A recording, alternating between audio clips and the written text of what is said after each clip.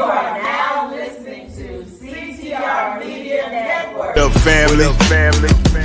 CTR Media Network. Yeah.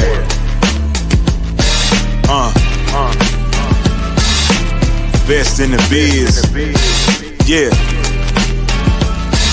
Join the team. CTR is who we are, the media network, that's the best by far. Whether you listen at your home, at your job, in your car, come get the information that's needed above par. Never lasting, motivational podcasting, giving you the answers to the questions that you're asking. Serious talks and topics, how to come up and profit, how to better yourself, your health is here. We got it, reaching 350 million, they tuning in.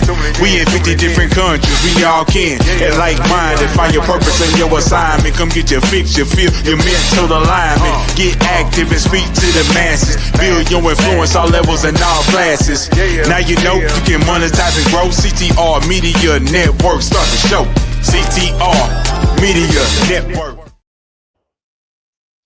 And welcome to CTR Media Network TV. Today's guest is Scott Maderer. He is a coach, speaker, and author of Inspired Living. Scott helped Christians master their time, talents, and treasure to live their true calling. If you're ready to be moved from just working to living with purpose, you're in for a powerful conversation. We are so happy to be welcoming to you guys today the phenomenal Scott Maderer. Welcome to the show.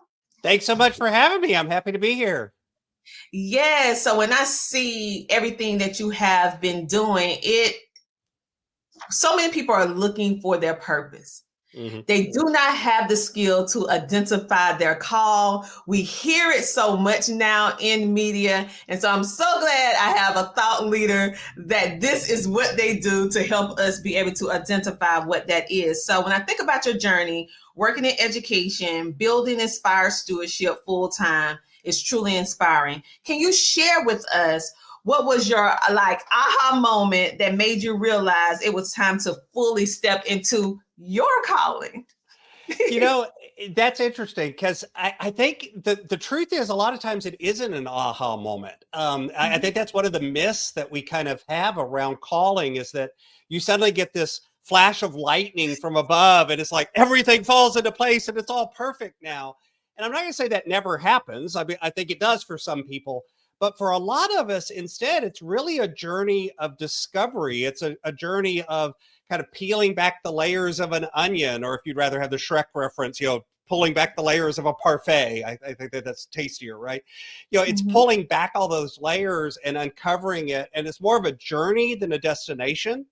So for me, it's been a lot of different things. When I was a school teacher, there were things about being a teacher that I found that I loved. And then there were things that drained me and didn't give me energy, and other parts of my life showed up. And so a lot of the process was looking for those things that gave me energy, that they were the things that came naturally to me, and then trying to add on and do more and more of that and peel off the things that weren't giving me energy. Now, there's still a certain amount that I have to do every day just because we're alive. The laundry still has to get washed. The dishes still have to get put in the dishwasher. Those things. Garbage still has to be taken out. But there's also more and more of my life that's kind of aligned with those things that are my passions and the things that really feed my soul. I'm so glad that you said the aha moment, you broke it down, because many people, they're looking for that textbook movie, Disney movie, or it's a lightning bolt. This is the moment. I heard God tell me to do this, and now I know I have to do that. And, I never thought about it until you just said it. It's not necessarily, I didn't get a aha moment to think about it, but it was through the journey and then through discovery and going through some things that I equated to my aha moment, but it wasn't some life profound thing that just stopped me and the earth shook. Right. So I'm glad you brought that up, because I never thought about it until just this moment when you said it. I'm like, wait a minute. I didn't have that either. There's lots of experiences that I can go back and I can go, oh, that experiment, that experience gave me this insight, or this experience gave me this part of my journey, and a lot of times they were the messy parts too. I was my wife and I were almost divorced. I was suicidal over finances. We had this massive financial stress in our lives, and turning that around. That's one of the reasons that I coach in the area of money, is because when we turned our life around, other people started looking at us and going, okay, y'all are doing stuff weird. Could you tell us how to be weird too? Because it turned out that being weird actually worked. And so they started coming to us for help. Coaching came out of that. So there are experiences, in the classroom, there were things I did with kids, but none of them were a single moment of epiphany and aha. They were a series of discoveries and uncovering. Great point. So many of our listeners, now that we identified that you might not have that jaw jerking, aha, lightning bolt moment, they may still feel stuck. And so between passion, you speak about how you do things that more purposeful and more passionate, that is not draining to you. So how can someone begin this self-discovery journey to be able to identify what their calling may be while trying to live real life? Because life be life in some time. So let me give you a couple of activities that you can do right now. Like literally, you could start this while you're listening. Okay, if you're driving, don't do this while you're listening. But for everybody else, you can start this while you're listening. Pull out a piece of paper and divide it into 3 columns. And down the left-hand column, put activities. And in the middle, put things I loved. And in the right, things I don't love. Things I hate, if you'd rather have that language. I prefer don't love. But so it's activities, things I love, things I don't love. And then just begin to brainstorm. And this is one of those activities that it's good to go back to and maybe even let it sit and percolate and come back to it over a couple of days or maybe even a week. And down that first column, just begin to brainstorm all the different things you've done in your life. And don't get me wrong, I'm not just here talking about things you've gotten paid to do. I'm not just talking about career, because that's one of the mistakes that we make, is we equate career and calling, and they aren't exactly the same thing. They're related, but they're not the same thing. So activities that you've done could be that time you were babysitting for the summer. It could be that time you were at summer camp. It could be a relationship you were in, or a role you have, like parent or your father, mother, brother, sister, son, daughter, those sorts of things, as well as things you've done for pay. So be as broad as you can, as general as you can, and just brainstorm things that you've done in your life. And then for each of those, your job is to put some things down that you love, things that you enjoyed, things that gave you energy, things that fed your soul, all of those activities. When you did that activity, what are the parts of it that fed you, that gave you energy? And this is important. For every activity, you've got to write down something that you enjoyed. Okay. I don't care how horrible it was. Find that one little glimmer that was something that it was like, nope, that was it. That was it. That was the one thing out of it that I enjoyed. And then in the last columns, put down things that didn't feed you, things that didn't give you energy, things that drained you. So the purpose of this activity is, once you've done this, and again, spend some time with it. This isn't something to whip out and do in 5 minutes. Begin to go back and look for patterns. What keeps showing up in the love column? What keeps showing up in the don't love column? Because what you'll notice is there will be patterns. There will be things that show up over and over again. And those will begin to give you an inkling of probably some things that come naturally to you, some things that lie within your giftings, the things that give you purpose. That's what we identify with calling. And then you can look for the things that, don't show up, the things that you want to get rid of. And those are things you want to move away from. The second activity is kind of a future activity. So this is to look backwards and to begin to find what you already know. The second activity is to look forward, because you always got to have a destination in mind. If the first step to getting anywhere is know where you're going. Otherwise, you just get nowhere. So this is going to be a thought experiment. Imagine for a moment that it's 5 years in the future. It's 5 years from today. I used to travel a lot when I worked in corporate. I was on a plane all the time. So I set this in an airport because I'm very familiar with them. Imagine for a minute, you're on that trip and you're flying home, and you know how you have those connecting flights where you land at an airport and you just got to book it over to the other gate, and then you hop on a plane and then you get the rest of the way home? Well, as you're at that connecting airport, as you're booking it across the airport, you get up to the gate, you look up, and it's got those dreaded words, flight delayed. Oh, great. Now I'm stuck in this connecting airport for the next 4 hours. I've got nothing to do.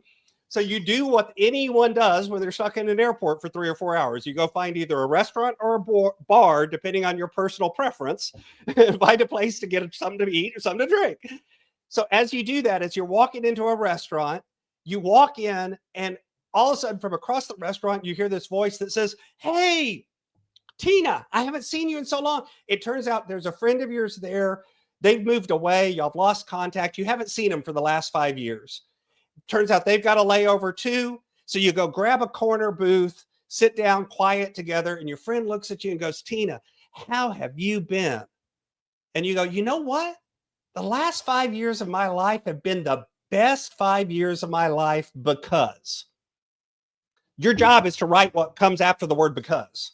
What is it about your relationships? What is it about your finances? What is it about your spiritual walk? What is it about your career? What is it about all of the components of your life that would make you look at this person that you haven't seen and say, "This next 5 years have been the best 5 years of my life"?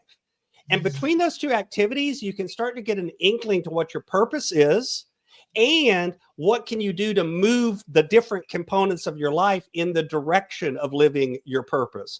Notice, by the way, none of this is an instantaneous change. None of this is a light switch. I'm not saying quit your job and go change your life no, this is a process, not an event. This is something that takes time and takes discovery and takes effort. I like how you said that it's a process, because many times when people give you a process, it's usually something dramatic that has to be done before you initiate the process. And I like how you said, I'm not telling you to quit your job. Don't do any of that.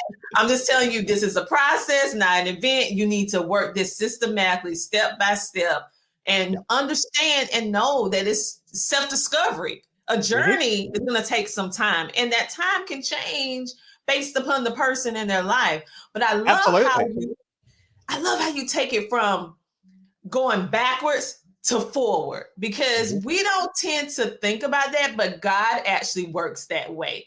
And so I'm seeing how your pattern with how to get a life together is really balanced, or I would say is in the framework of how God have already laid out in the Bible, because I know your core is really centered on God. And so with that being said, we're going to talk a little bit about time, talent, treasures, and how we can use that, because now we understand, thanks to you, what the journey looks like, how we can create the life that we want to create based upon working your process. But how should we focus when we think about focus? We focus a lot on our time, we focus a lot on talent and the treasure, but why is alignment between all three so important, especially when you think about entrepreneurship or being a creator or a person who is trying to change or redirect their life? So here's the thing. And I'm going to give you, it's a secret just between us. Nobody else is listening, right? So just between us, keep it on the down low. The truth is, time and money are the symptoms. At the end of the day, the only thing you can work on is talent. Let me tell you what I mean. Time and money are just finite resources. They're just tools. They're resources, they're tools. You give all different names that you want to give it. And what happens is we think to ourselves, if I could just find the right app, I'll get my time straight. If I could just find the right budgeting tool, then my money will all work and everything will be perfect. And I don't know about anyone else, but some of us kind of go from app to app to app to app to app to app to app, trying to fix our life. And the problem is, it's not time and it's not money. It's us. We're the problem. Now, here's the good news. You're also the solution. Because at the end of the day, it's really not about managing time or managing money. It's about managing yourself. It's about things like mindset. It's about behavior. It's about habits. It's about all those things that you do that you don't even examine. You know why your calendar gets full of stuff that's not important to you? Because you let it. Because you say yes to stuff that isn't a priority, and you say no to stuff that is a priority. And then you complain about it. But you did it. We do it ourselves. We put it on our calendar. We make commitments that we shouldn't. With our money, you want to know why your money goes places and you're like, I don't even know where our money went. because you let it, you know? And so it is important to have those apps and those tools to be able to monitor those things, but you're only monitoring them. It's attention that matters. It's focus that matters. It's being able to look down at things and go, you know, this is actually what's important to me. So that's the thing I'm going to say yes to. And yeah, that may mean I have to say no to something else, but that's okay because this is more important. I'll give you an example for time. Let's just one quick tip. I want everyone, and by the way, this works for money too, so I'll translate it. But in time, change your language. Stop saying, I don't have time to do that. You're no longer allowed to say, I don't have time to do that. Instead, you have to say, that's not a priority for me right now. Because stop and think for a minute. Imagine you're there at you're working, it's late, your coworker's there, and you're busy and everybody's busy. And you look at your coworker and you go, you know what? I don't have time to make it to my daughter's soccer game tonight. Your coworker would be like, oh, I feel so sorry for you. You know, we're so busy. It's crazy around here, blah, blah, blah, blah. If on the other hand, you looked at your coworker and you say, you know what? It's not a priority for me to make it to my daughter's soccer game tonight. Your coworker's going to look at you and be like, what, are you a jerk? You know, I mean, shut the computer down, go to the soccer game. What are you doing? Because, and by the way, you'd feel that yourself too, just by changing your language. Same thing happens with money. If you say, you know, this thing is not a priority for my money, this thing is not where I want my money to go, you'll start spending your money different. It's really about recognizing that you always have a choice. And so, like, for instance, my clients are never allowed to tell me I had to. If they say, I had to do that. No, you didn't. You chose to do that. I don't care what it is. You chose to do it. It's accountability. It's responsibility. It's giving yourself the power of choice, because when you say I had to, you're actually taking away your own power.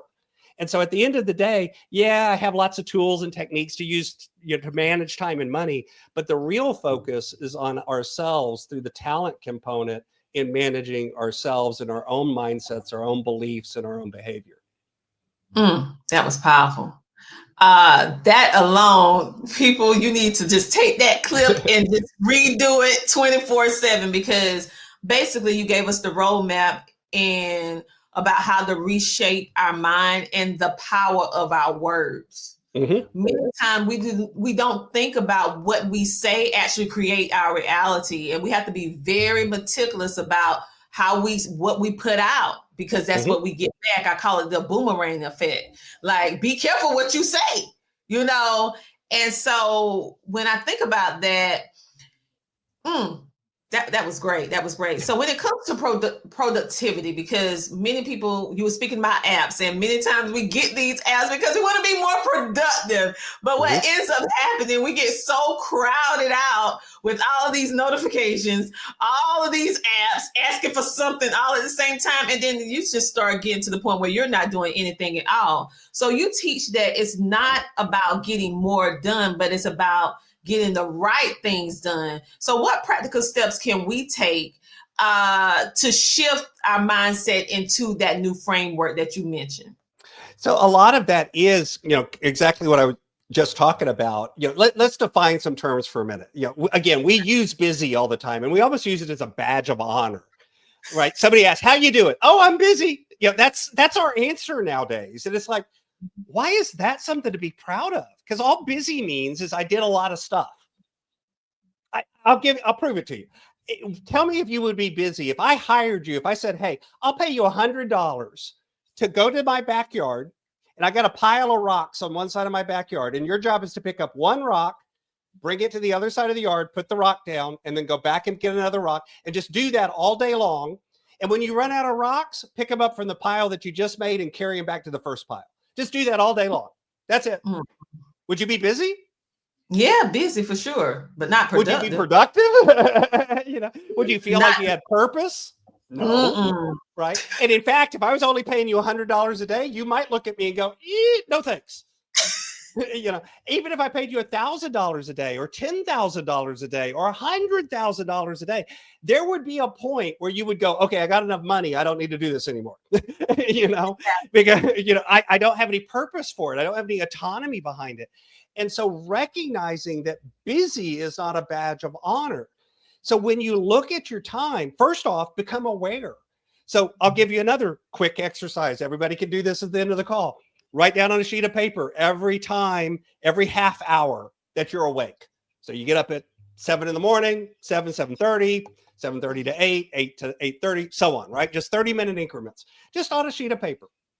And then set an alarm, preferably a silent one so you don't drive everybody nuts, on your phone or on your watch or something, to vibrate every 30 minutes. And every 30 minutes, just jot down what you were doing during that half hour. You don't need to capture every detail. This isn't about, I drank 3.2 ounces of water. It's about, I scrolled Facebook for a few minutes. I answered some emails and, I kind of vegged out for a few minutes. Okay. I watched Netflix from this time to this time, whatever it is, just the things you did. And I will tell you, I've had people do that for about a week and go back and look at it. I have yet to have somebody do this and not come back to me and go, I had no idea I was spending that much time doing fill in the blank.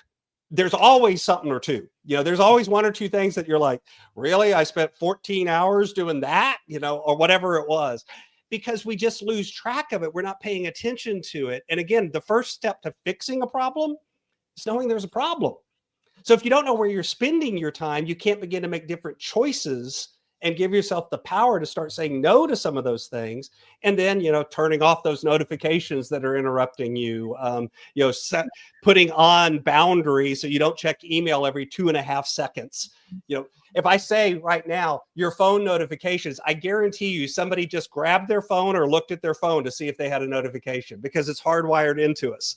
It's like, and yet the truth is, you're listening to this podcast right now. You don't need to check out a phone notification. You don't need to get distracted with other things, but we do it because we're not aware of the fact that we're doing it.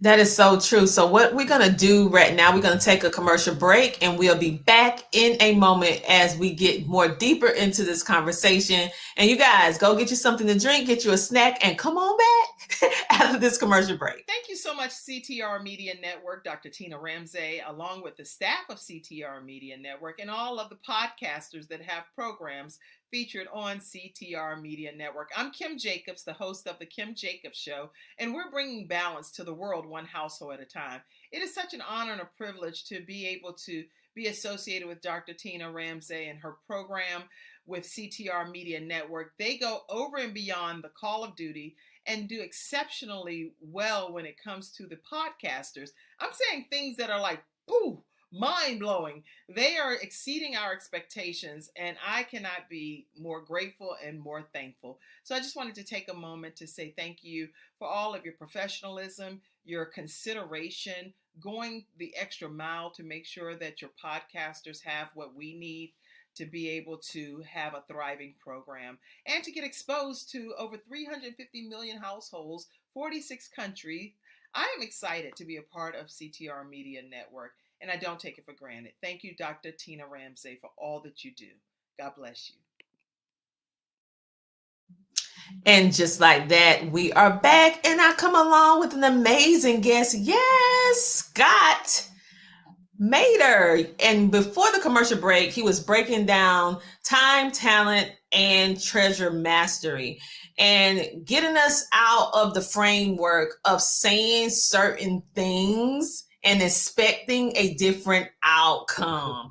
And he also gave us examples and illustrations to help us to be able to master our time and our words. So with that being said, with business owners that watch our show, how can they better manage both their personal and business life? And when I'm thinking about the thing that mostly causes people problems, and that's finances. It's a thing that breaks up relationships, whether it's from a business level or a personal level. So how can we solve that problem, or give us one tip or something that we can do? So again, it's the same. This is one of the cool things about working with time and money and talent like I do, is a lot of the frameworks that we apply to time, we can also apply to money. Now, the exact tools are different, but the frameworks are the same. So one of the things I was talking about with time is awareness. Same thing happens to us with money.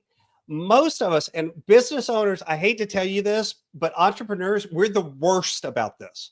We're so busy. We're out there running and gunning to make the money that we don't pay any attention to what's going on with the money. We lose track of it because it's all about the revenue. I've had people tell me something like, oh, I had $1 million month. And I'm like, really? You made $1 million in profit? They're like, oh, no. I just made $1 million in revenue. Oh, okay. Well, then how much did it cost you to make that $1 million in revenue? I have no idea. Then how do you know how much money you made? Because at the end of the day, it's not what you make and it's not what you spend. Is there a difference between those two? Is that difference positive or negative? And then what are you doing with that difference? Okay, that's what matters. And so a lot of it comes down to, again, sitting down. So something to start with, just literally start tracking your money. Start seeing where it went. And here's the interesting thing. If you start seeing where it went, well, you got to have something to compare that to. So we call that a plan. The fancy word for it is a budget. I prefer spending plan because people hate the word budget. It's the same thing, but it really means sitting down and before the month begins going, this is about how much money I think I'm going to spend on eating out. This is about how much money, business. This is about how much money I think I'm going to spend on marketing. This is how much I have in payroll. This is how much I have in whatever. And guess what? You're going to get it wrong. You're not going to be exactly right. That's okay. The point isn't about getting it perfect. The point is about making progress. Because if I have that plan and then I track and I compare what actually happened to what I thought or was planning to have happen, that then lets me start reviewing and reflecting and revising and figure out, hey, I was wildly wrong. Is that because I budgeted wrong or is that because I behaved wrong? Is it because I thought it was going to cost me this much and actually, no, it cost me this much? Or is it that's a budget problem? Or is it because, no, I actually budgeted the right amount of money, but I was just kind of irresponsible and willy-nilly and just kind of spending like nobody's business. And I looked up at the end of the month and I spent 3 times as much as I thought I was going to spend. That's the same sort of thing. That's a behavior problem, right? I still have to shift. But until you know where the variance is and why there's variances, you can't, again, begin to adjust things. You're not seeing the real situation. You're not seeing the real reality. And until you face reality, you can't make the right adjustments. I know people that have spent thousands of dollars on a marketing program, have no earthly idea if the marketing program is working or not. It's like, it's not necessarily that that's money good spent or bad spent. It's you don't know. So it's that awareness techniques. It's coming in and finding the tools and the techniques to become aware of what you're doing and what are the results of that behavior so that then you can make the changes that you need to make in a positive way. I've seen business owner after business owner come into a business situation and that awareness within a few months starts dramatically changing what they're doing in a way that's really positive. I've worked with folks that haven't been able to pay themselves for 3 years. And after 3 months, take home a paycheck for the first time because they just change their behavior and start doing things differently because they know what's going on. I like how you mentioned, I noticed that you kept saying something, a theme, what you just said, behavior. Okay. And so with that, you speak very highly because you are a certified DISC communications individual. It's a tool, but many people may not be familiar with DISC. So DISC. Could you explain what that is and why this tool can help us with our behavior? And I know what it is, but I want the viewer noise to know what it is. Yeah, I can give you a quick crash course. So DISC was invented in the 1960s by a gentleman by the name of Marsden. He's also the guy who invented Wonder Woman and the lie detector test. But those are asides. You go look that up yourself. But DISC he wanted to look at people who were, quote, not abnormal. At that time, abnormal psychology was big. And he's like, I want to go look at some normal people. And he came up with this framework where he said, okay, there's kind of these components and people tend to be more one way or more the other way. So let me give you the components. Most people, some of them are more outgoing and some are more reserved. Now, let me define outgoing and reserved. That's not extrovert and introvert. Okay. People oftentimes think of it the same way. It's not. Outgoing people are people whose motors run really fast. These are the people that get up and they go. They talk fast. They move fast. They're shaking their hands around like I'm doing right now. That kind of person, high energy. They're always on. a reserved person's a little calmer. They think a little slower. They move a little slower. They talk a little slower. It's not, they kind of tend to be that calming influence on things. By the way, one of these is not good and the other is bad. They're just different. So Tina, play along. For you, are you more outgoing or more reserved? Outgoing. I'm animated. Definitely outgoing. All right. So we're going to put you at the top of that particular axis. Mm-hmm. The other axis, the left-right, is some people are more task-oriented and some people are more people-oriented. So again, let me define the terms. Task-oriented people are the kind of people that, well, let's just say you probably have a to-do list and you probably put all your items on the to-do list and you prioritize your items and you want to make sure you cross off. You're probably the kind of person that's added an item to your to-do list that wasn't originally on there just so you could cross it off. Okay, that kind of person. You tend to think about what needs to happen. Mm-hmm. On the other hand, a people-oriented person, if you give them a job, if you ask them to do something, their first thought is about the people. Their first thought is, who do I need to do this job with? How can I make sure that people are taken care of? It tends to be focused on the person as opposed to the product or the task or the outcome or the result, however you want to say it. Again, one of these is not good and the other's not bad. They're just different. So, Dr. Tina, for you, people or task? I feel like I'm split because if you had to pick one, 51% of the time, which one would you say you were? I am a bit list person. I have lists. Okay. So let's put you on task. By the way, what you just said is important because somebody else is listening right now and they're like, oh, I'm kind of one of these sometimes and I'm the other one the other time. The truth is nobody's purely any one of these things. We're all a blend of more than one. And there is some situationalness to it too. In some situations, you may be more outgoing and others more reserved. So I'm going to give you a chance to change your answer here in a minute. But right now you said you're outgoing and you're task-oriented. So in the DISC model, outgoing and task-oriented is a D. D stands for direct, dominant. They are people who are interested in results. So if you come to them and you talk to them about, we need to do this because it's going to get good results, they're like, yeah, you're talking my language. I want to get results, right? Okay. You're resonating, you're smiling. So that's probably right. Now, let's go to the other ones. So an outgoing, people-oriented person, that's the I in the DISC. These are inspirational people. These are the folks that are high energy. They are fun. They are the life of the party. They enjoy being the center of attention. Not selfish, but they're very interested in just making it fun. They're the folks that if you're at an event and somebody up at the stage goes, hey, somebody come up on the stage, they're like already on the stage. The person hasn't even finished the sentence. Not you. Okay. So those are inspirational types. Okay. When we go to that down now, so that's D, that's the I. The next one is going to be reserved and people. You'll notice I'm kind of going around clockwise. That's the S. So reserved, people-oriented people. These are the supporters. These are the nicest people on the planet. These are the folks that are about fairness. They're about the status quo. They don't like conflict very much. They tend to be the calming influence. They're the folks that want to make sure everyone's taken care of. Okay. If I put a bunch of them together in the corner of the room, they hold hands and begin singing Kumbaya spontaneously. That's these people. The last one is going to be reserved and task-oriented. These folks are a C. C is for cautious. Cautious folks, they're about getting it right. Their language is get it right. They take a lot of time to do it, but they're going to go through all the steps. If I give them a list and it's numbered 1, 2, 3, 4, they're going to do number 1 before they do number 2, before they do number 3, because you gave it to me in order. Therefore, I must do it in order. Okay.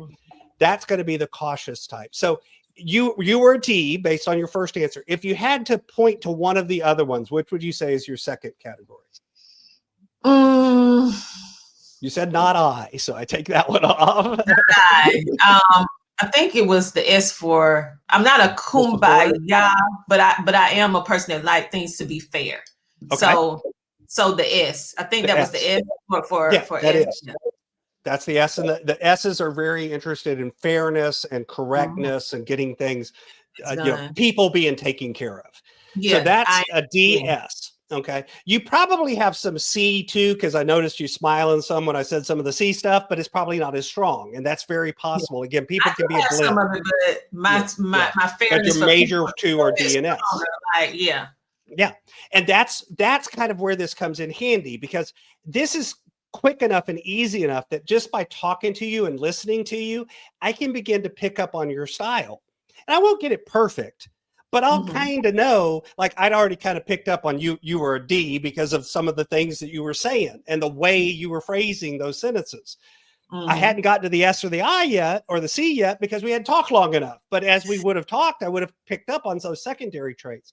And so if you can kind of learn this framework and begin to learn what to listen to, two things happen. One, you understand yourself better. So if you're a D and you know you're a D, and you know that one of your employees or coworkers or spouse is an S, you'll understand why they look at you and go, why are you mad at me when you were just talking normal? Because the D walks into the room and is like, hey, how's everybody going? And the S is over there going, sounds like conflict. You must be mad at me. And it's like, and the S is, and you're not mad at them. You're not. But you have to learn to slow down, talk a little softer, talk a little quieter.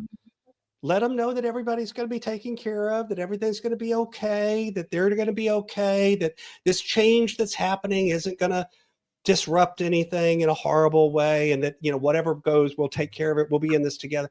Now all of a sudden they start going, hey, you're talking my language. You're making me feel better. I feel a little calmer. If they're an I, you can make sure that there's some fun and some energy. If they're an C, you can make sure they have all of the reasons why. They aren't real good at just doing it. They want to know why they're doing it and how they're doing it. They're the ones that irritate the heck out of Ds because they ask like 400 questions. Okay. And the D's like, just go get it done. And they're over there going, but no, I need all this first. But once you understand that, you begin to realize, okay, wait a minute. Because as a leader, if I don't learn my language and learn their language, I can't now communicate well with them. And guess what? As a leader, that's your fault. It's incumbent on you to change your style to help that other person, not the other way around. Okay. Now you can teach them this stuff. They can learn this stuff, all of that, but it's really not incumbent on you. As the leader, you've got to go first. So it's incumbent on you to do it. And then you'll bring your team along. There's tons of ways you can use this. And the ways that I like DISC, because there's a lot of other systems out there and they all work and they're all good. I like DISC because it's, I'm not always able to think about too many things at once. And it's simple enough that I can keep it in my head and I can use it in real time while I'm having a conversation, and in the back of my head be listening and going, oh, they're probably this. Okay, I should kind of shift the way I'm talking and put more of that in there.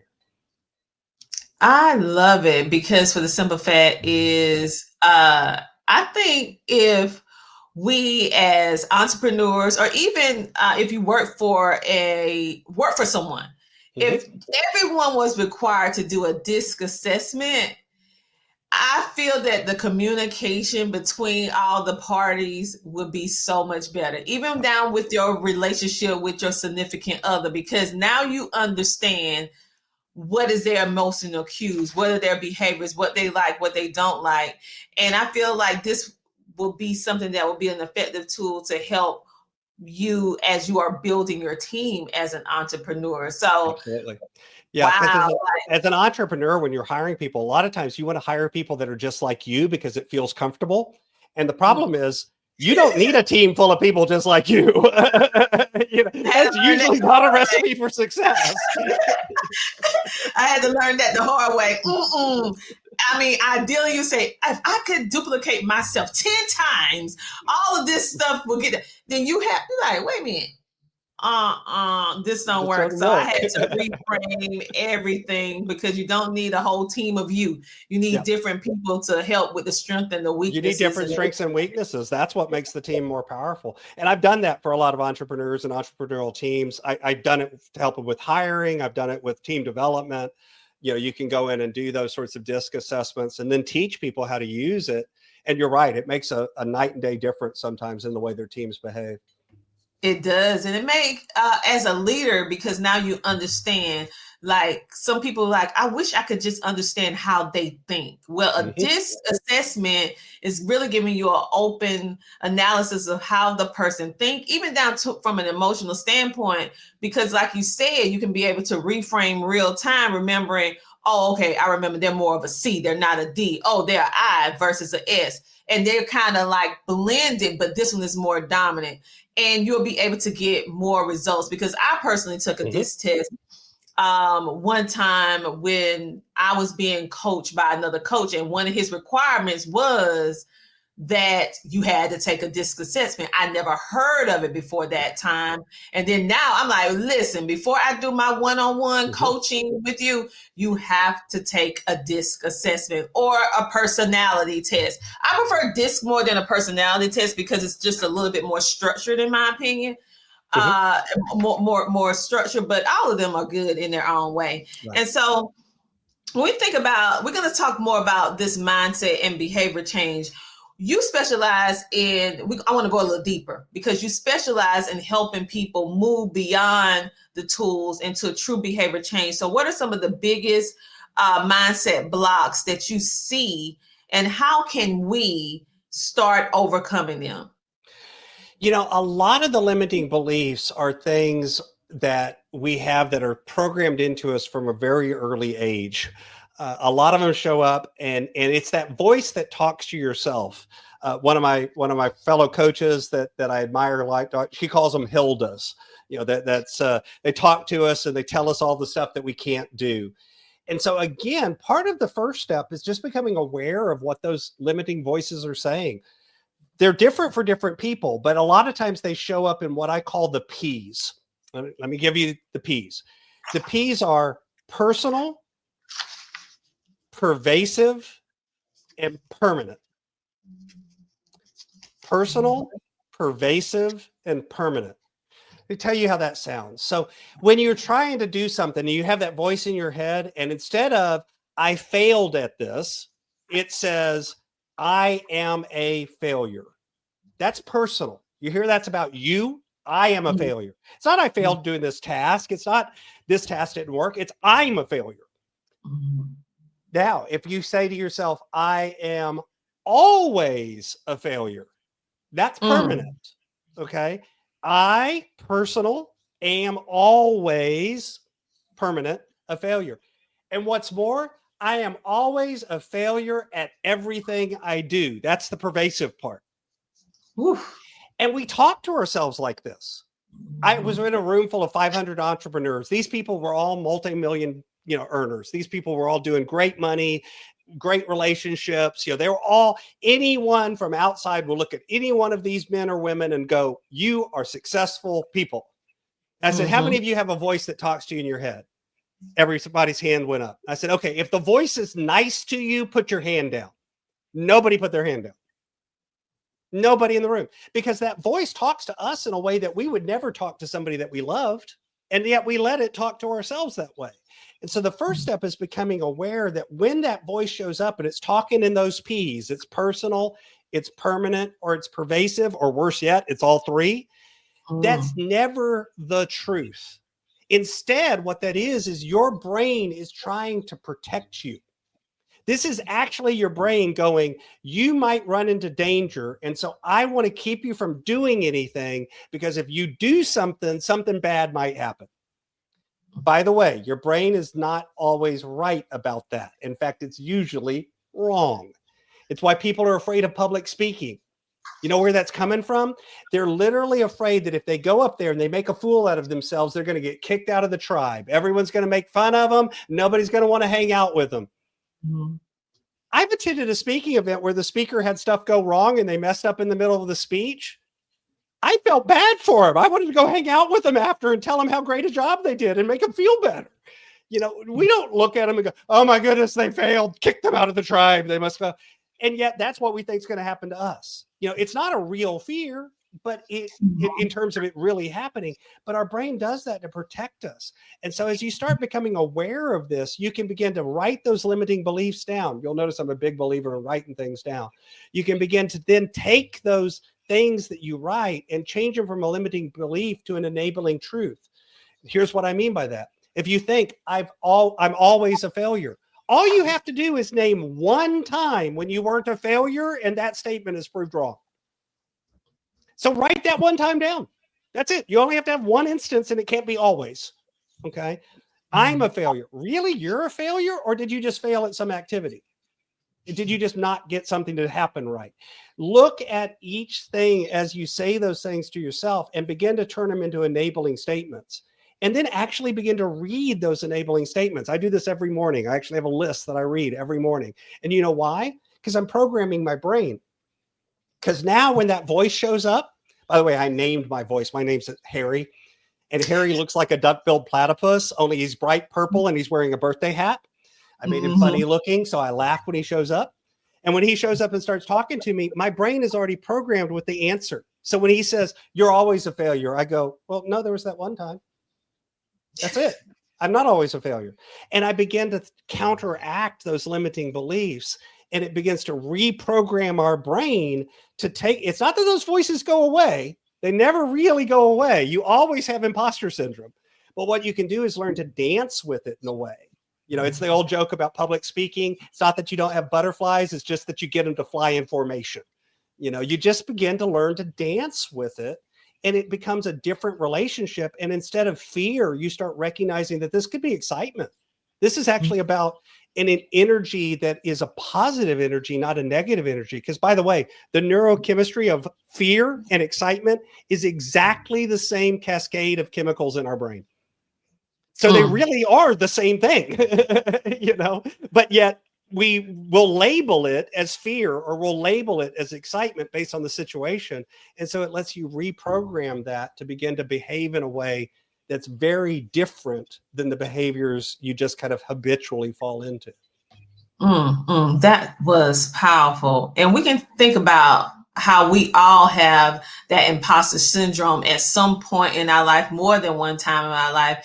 And I always say your worst critic is always you. Like, and what you think you did wrong, like, because I'm a public speaker, and they have no earthly idea if I skip something. They don't know. But in your mind, you're constantly thinking about, I meant to say this, but I didn't say that. I messed this up. No, you didn't. Yeah. And so it's just like you said, reframing our mind, preparing in advance, because it's going to be something that will happen. But when we prepare and we have them enabling good messaging that we remind ourselves, we'll be able to handle it better. And so I'm thinking about a lot of people who are maybe out here listening, who may struggle with too much month and not enough money. So what is the first steps do you recommend for gaining control over our finances without feeling overwhelmed? Because we talked about the emotional side of it, but I do want to touch on this just a little bit more, because with our current economy, finances is on the top of everybody's mind, and we're looking at the tariffs and all this different stuff. And like, now, how can I make my money work for the month? Because it's not enough month. So how can we help them with that? So there's a lot of things you can do. You know, some of them we've talked about already when we were talking about making the plan and then sitting down and evaluating against the plan. That all still works. So I'm not going to repeat that. But a couple of other things, you know, stop buying eggs, right? That's it. That'll solve your problem. But not really. So what I think is important too is to realize that you've got more tools in your toolbox than a lot of times we think. And here's what I mean by that. There may be a period where you need to say no to some things that you really don't want to say no to. But for right now, you want to say no to them. Or alternatively, because there's two sides to the equation, there's expenses and there's income, you may want to say yes to doing some activities like a second job or some, you know, selling some stuff that maybe you really didn't want to sell, but, you know, I can live without it and I can replace it later. These sorts of things that are doing to bring in more income or to cut down on the expenses, and usually it's actually doing a little bit of both, are the things that can help us get through the short term. Now, here's the important part about that. Recognize that your life is a film strip, not a photograph. Here's what I mean. I don't care whether you're on the top of the mountain right now or at the bottom of the deepest valley. What I can tell you is you won't be there forever. It will change. Okay.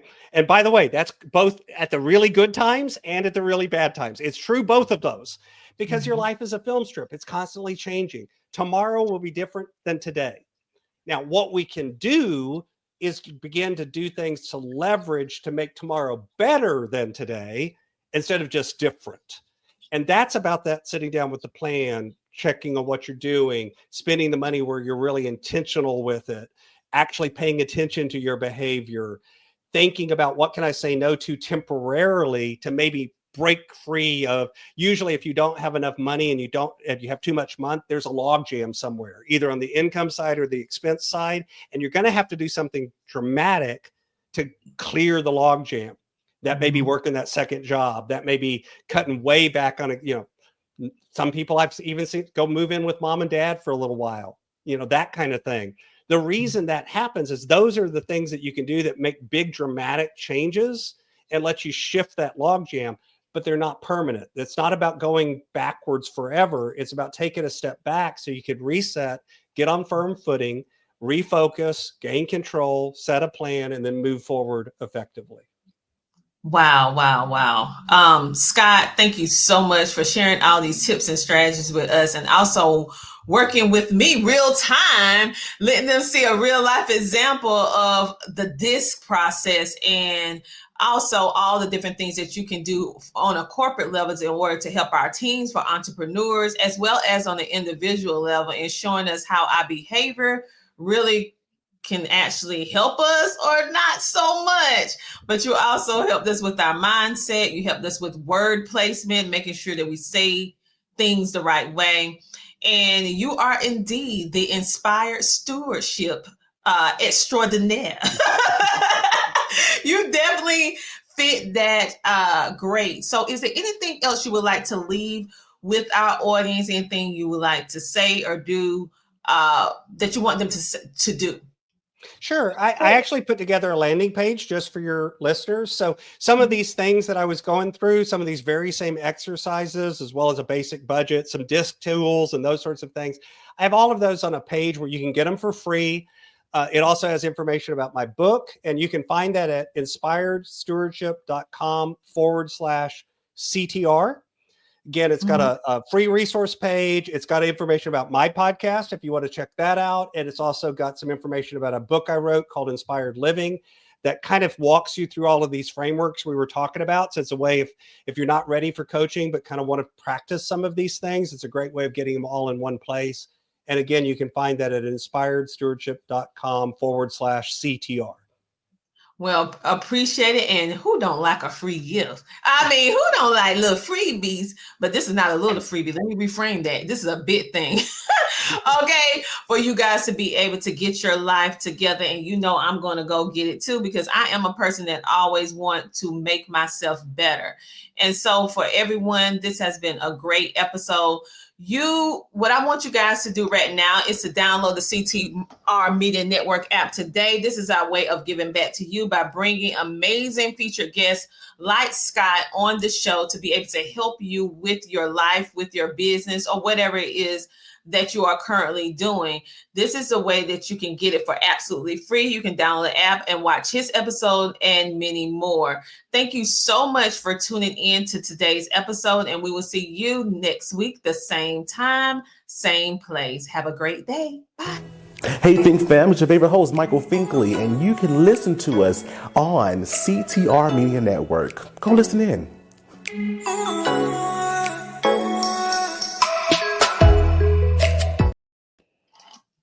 Here's why you need to tune in right now. With CTR Media Network, you can transform your knowledge into a fully produced TV show. Imagine your content streaming on platforms like Roku, Apple TV, Android TV, and Amazon Fire TV, reaching over 350 million households in 140 countries. We take care of everything, from managing your ready-to-go content to global distribution. And it's not just any content, it's edutainment. A perfect blend of education and entertainment that keeps viewers coming back for more. You'll join a vibrant community of thought leaders, podcasters, and educators, all sharing a passion for impactful content and global reach.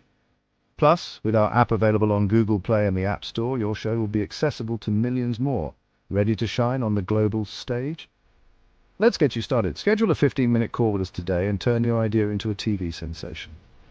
Reply to this video by saying, "I want to learn more." Don't wait, your audience is out there waiting.